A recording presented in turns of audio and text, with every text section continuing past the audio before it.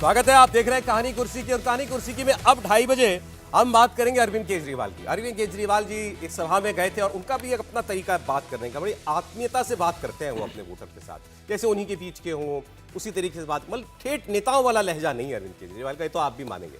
अब इस सभा में उन्होंने क्या कहा?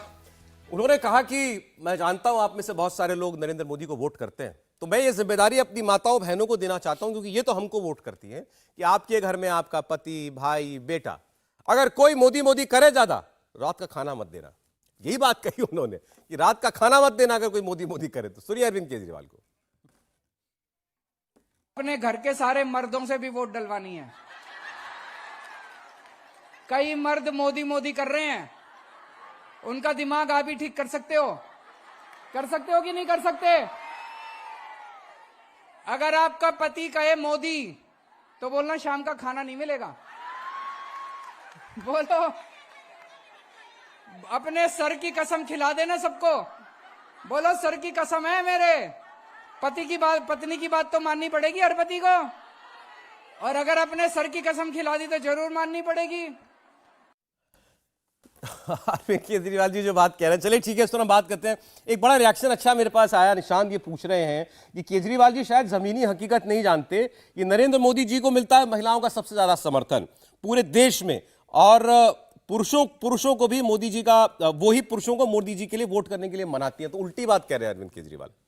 देखिए, अगर जब लॉ एंड ऑर्डर ठीक होता है तो जो सबसे ज़्यादा फायदा होता है महिला को होता है। जब घर बनता है, चूती हुई जो दीवार होती है, छत होती है, जब घर बनता है, जब चूल्हा गैस का आता है तो एक लकड़ी पे अगर खाना बनाया तो 200-300 सिगरेट पीने के बराबर होता है। जब शौचालय उसे खुले में नहीं जाना पड़ता है तो महिला को फायदा होता है। जब घर में पानी आता है तो महिला का फायदा होता है।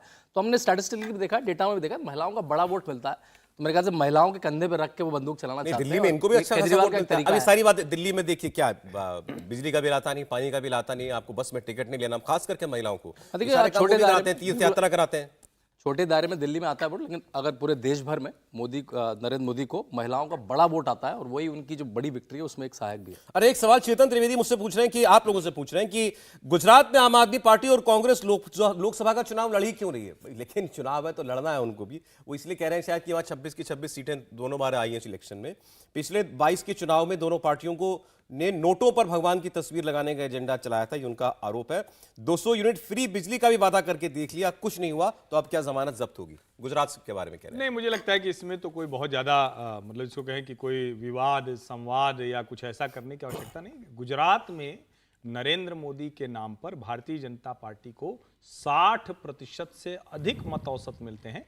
लेकिन कांग्रेस और आम आदमी पार्टी चुनाव तो लड़ेंगी ना, लोकतंत्र में ये तो जरूरी है ना, कितना भी किसी को वोट मिले, लेकिन उसके सामने चुनौती तो होनी चाहिए। सीट जीतेंगे नहीं जीतेंगे वो तो अभी नहीं तय, मतलब कहीं दिखता नहीं दूर दूर तक। एक बात जरा मैं कर लेता हूं आपके साथ। बंबई की एक सीट की, उत्तर पश्चिम ये कॉन्स्टिट्यूएंसी है मुंबई की, और वहां सीट को लेकर के झगड़ा हो गया कांग्रेस और उद्धव ठाकरे की शिवसेना के बीच में। दरअसल हुआ यह कि उद्धव ठाकरे ने इस सीट पर अपना उम्मीदवार डिक्लेयर कर दिया। अभी महाराष्ट्र में सीटों को लेकर कोई समझौता पार्टियों का नहीं हुआ है, दोनों ही तरफ, इधर एनडीए का भी नहीं और उधर महाविकास अघाड़ी के बीच का भी नहीं। लेकिन ये इस सीट पर अमोल कीर्तिकर का नाम अनाउंस कर दिया उद्धव ठाकरे ने। इससे संजय निरुपम जो कांग्रेस पार्टी के पूर्व सांसद हैं वो बहुत नाराज हो गए, और वो ये कह रहे हैं कि ये तो धोखा है। समझौते में पहले आप बैठ करके बात कीजिए, 8, 9, 10 राउंड बातचीत कर चुके हैं, उसमें क्या निकला ये हमको बताइए, और सीटों का जब फॉर्मल अनाउंसमेंट होगा तब आप उम्मीदवार दीजिए। पहले उम्मीदवार देकर के धोखा कर रही है उद्धव ठाकरे की शिवसेना। संजय निरुपम बड़े नाराज हैं, सुनते हैं। लगातार 5 साल तक मेहनत किया, किस दिन के लिए? कि चुनाव आएगा तो घर बैठ जाना है? ऐसा तो नहीं है ना। 24 से ज्यादा मीटिंगें हो चुकी हैं और अभी तक कोई फैसला नहीं हुआ है। आखिर अनाउंसमेंट क्यों नहीं होता? घोषणा करिए। वो बैठ करके सीट शेयरिंग के पूरे विषय पर चर्चा कर रहे हैं। उनकी जिम्मेदारी बनती है कि जितना जल्दी उन मतभेदों को दूर करे और एक अंतिम निर्णय ले, जिस निर्णय तक अभी तक हम नहीं पहुंच पाए हैं, और उसके लिए जिम्मेदार वो लोग हैं जो उन मीटिंगों में बैठते हैं। संजय निरुपम देखिए अक्सर अपनी बात कहने के लिए ही जाने जाते हैं, बड़े वोकल किस्म के नेता हैं, लेकिन इससे उनका अपनी पार्टी के अंदर क्या कोई बहुत बड़ा एक प्रेशर है उनका, या उनका कोई रसूख है, इसके बारे में हमने कुछ नहीं कह सकते। हर्षवर्धन जी। नहीं, संजय निरुपम वैसे भी कांग्रेस पार्टी में उनकी वो स्थिति रही नहीं, और इस सीट से वो चुनाव लगातार हारे हैं, तो ऐसा भी नहीं कि कोई उनका दावा है। लेकिन एक होता है ना कि हम जहां से तैयारी कर रहे हैं जो स्थिति है, लेकिन इससे इतर एक चीज है, संजय निरुपम का गुस्सा अपनी जगह, उसको कितना राहुल गांधी मानेंगे। अब संजय राउत से ज्यादा राहुल गांधी की बात होती है संजय निरुपम से, ये भी एक सवाल है। क्योंकि देखिए भगवंत मान ने जिस तरह से कहा था कि बाजवा साहब आपको तो सोनिया जी और राहुल जी के साथ बैठने को नहीं मिलता, हम बैठ के तय करते हैं। लेकिन यहां जो सबसे महत्वपूर्ण बात है, जो पहलू इसका महत्वपूर्ण है, कांग्रेस पार्टी को उसका हर क्षेत्रीय सहयोगी एकदम बस मतलब यूं ही ले रहा है, टेकन फॉर ग्रांटेड जो अंग्रेजी में कहते हैं ना। आप सोचिए अखिलेश यादव सीटें तय कर देते हैं, उसका चलो उसी में कुछ आपस में कर लो कुछ। महाराष्ट्र में वही स्थिति हो रही है कि सीटें तय हो जाती हैं, प्रत्याशी घोषित हो जाते हैं, उसी अवस्था में है। जो अरविंद केजरीवाल है वो भी कह देते हैं भैया पंजाब में करेंगे नहीं, यहां कर लो, सीटें तय कर लेते हो। तो एक तरह से कहें तो कांग्रेस पार्टी सिर्फ इस अवस्था में है कि चलो ठीक है भाई, कहने के लिए एक गठजोड़ बना रहे, हम लड़ते रहे। तो मुझे नहीं लगता कि आज की स्थिति में संजय निरुपम के गुस्से से कोई फर्क राहुल गांधी, मल्लिकार्जुन खड़गे या सोनिया जी को कोई पड़ने वाला है। एक बड़ा मजेदार सवाल आया मेरे पास राहुल जी, उसका ये सवाल का जवाब दे दीजिएगा। ये SK_2201 एक हमारे व्यूअर है, ट्विटर पर पूछ रहे हैं सवाल, ये हम क्यों नहीं पूछते कि राहुल गांधी यूपी के लड़के कैसे हो गए? ना वो यूपी से हैं, ना वो यूपी में पैदा हुए हैं। यूपी से सिर्फ और सिर्फ इस खानदान में फिरोज गांधी या नेहरू जी का एक नाता रहा है। तो और राहुल गांधी तो खुद को ये भी इंदिरा जी का मैं इनका सवाल पढ़ रहा हूं। तो ये कह रहे हैं कि राहुल गांधी दिल्ली में पैदा हुए, खुद को कश्मीरी कौल ब्राह्मण कहते हैं, तो ये यूपी के लड़के कैसे हो गए? नहीं, देखिए पहले तो सवाल का एक पोर्शन है कि लड़के कैसे हो गए। हमारे देश में 50 साल से ऊपर के व्यक्ति को अगर आप लड़का बोलेंगे तो वहां पे ही प्रॉब्लम है। दूसरा, उत्तर प्रदेश में ठीक है, उन्होंने उत्तर प्रदेश में चुना, तो चलने दीजिए ना, इससे क्या आपको भी ठीक ही रहेगा, इसमें क्या है, लड़के रहे तो उस लिहाज से इसमें क्यों ऐसा क्यों नाराज हैं? मतलब सबके लिए ठीक, मुझे तो लड़का कोई बोलेगा तो मुझे बुरा लगेगा ना कि क्या लड़का हो गया, तो अच्छा उनको बुरा नहीं लग रहा, अलग बात है। लेकिन दूसरी बात है कि उनका परिवार जो है उत्तर प्रदेश में बहुत सारी सीटों से, जवाहरलाल नेहरू, इंदिरा गांधी, उनके पिता राजीव गांधी खुद लड़ते रहे चुनाव।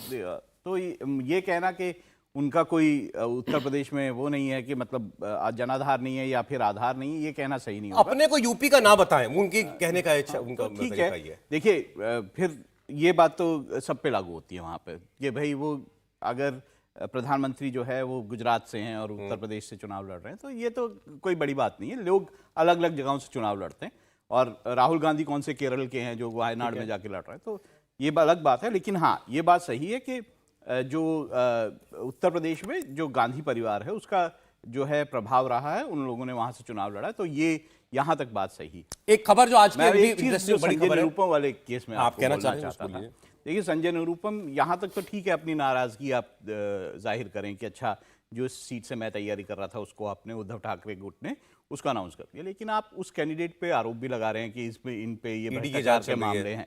ये पहली बार संजय निरुपम नहीं कर रहे हैं। वो संजय निरुपम जो है शिवसेना जो है उस पर पहले से आरोप लगाते रहे हैं, उनके परिवार पे आरोप लगाते रहे हैं भ्रष्टाचारों के, जो कि शायद मेरे ख्याल से उद्धव ठाकरे गुट और कांग्रेस के जो गठबंधन है उसको लेकर काफी परेशानियां पैदा कर सकता है। एक जय हिंद नाम से एक हैंडल है, सुरेश के, वो इसको इस हैंडल के पीछे है। उन्होंने पूछा है सर केरल में बीजेपी कितनी सीट जीतने की उम्मीद करते हैं आप? हमने सर्वे किया था CNX का, आपने देखा होगा सुरेश जी, हमारा सर्वे कह रहा था कि 3 सीट बीजेपी को केरल के अंदर मिल सकती है। आप उस पर आगे कुछ जोड़ना नहीं, मुझे लगता है कि केरल में भारतीय जनता पार्टी के लिए एक कठिन राह है। 2-3 सीटें हैं जिस पर वो तिरुवनंतपुरम है, पतनमतिट्टा है, और पतनमतिट्टा वही सीट है जहां से AK एंटनी के बेटे अनिल एंटनी लड़ रहे हैं, राजीव चंद्रशेखर जा रहे हैं शशि थरूर के सामने। तो कुल मिला के ये वो सीट है जहां लड़ सकते हैं, लेकिन 3-4 सीटों पर लड़ सकते हैं इसका मतलब नहीं है कि वो जीत सकते हैं। हालांकि इंडिया टीवी CNX के पोल में 3 सीटें बताई जा रही हैं। मुझे लगता है केरल की राह अभी थोड़ी कठिन है। GD राठौर साहब पूछ रहे हैं जो तिरुवनंतपुरम की सीट है ये बहुत पॉसिबल है बीजेपी के लिए, क्योंकि इसमें राजगोपालन जब लड़े थे चुनाव तो उन्होंने बहुत अच्छा 30 कुछ केरल में भी बीजेपी का खाता इस बार खुलेगा, आपको लगता है? अच्छा ठीक है। एक सवाल जो है ये आया है GD राठौर जी का, कह रहे हैं कि बंगाल लोकसभा चुनाव में संदेश खाली का कितना असर रहेगा आप मानते हैं?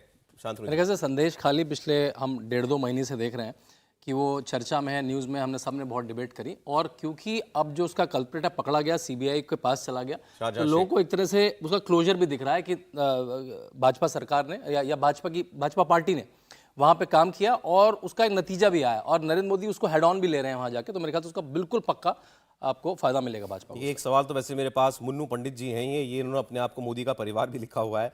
ये पूछ रहे हैं हिमाचल प्रदेश में क्या होगा? हिमाचल प्रदेश की खबर खत्म हो गई या कुछ चल रहा है? अभी उसमें चल रहा है। देखिए वो जो विधायक हैं उनको पहले वो पंजाब में एक जगह थे, वहाँ से उठा के उनको उत्तरांचल में लेके जाया गया है। देखिए इसमें मुझे ये लगता है कि इसमें बीजेपी को अपनी भूमिका जो है वो ठीक रखनी चाहिए। अगर बीजेपी के लोग विधायक उनके साथ जाके उत्तरांचल ले जाते हैं, वहाँ पर उनको 5 स्टार होटल में रखते हैं, ताज में वो रुके हुए हैं, तो ये सारी चीज़ें शायद सही नहीं जाएंगी जो लोग जो देखते हैं उस तरह से। एक खतरा सा बना हुआ है सरकार को लेकर अभी भी, आप प्रयास हो रहे हैं कि सरकार अभी 9 विधायक, जिसमें से 6 विधायक जो कांग्रेस से टूटे हुए हैं, अब तो वो विधायक की रही नहीं उनकी, 3 जो इंडिपेंडेंट विधायक हैं वो साथ में हैं, तो और 2 विधायक जो बीजेपी के हैं वो उनके साथ गए हैं, उनको लेकर गए। 11 विधायक जो है पहले जो पंजाब में थे, 68 की विधानसभा में से अगर 11 एक हरियाणा में चले गए, पंजाब नहीं करूंगा, हरियाणा वही ना, 2 तो भाजपा के हैं, 2 भाजपा की मान लीजिए। तो इसमें कोई वैसा नहीं है कि उनकी 34 का वो है, अगर उसमें से और टूटे तब शायद कुछ होगा। 2 चीजें हैं, एक तो न्यायालय क्या कहता है इनके विधायकों के निलंबन पर,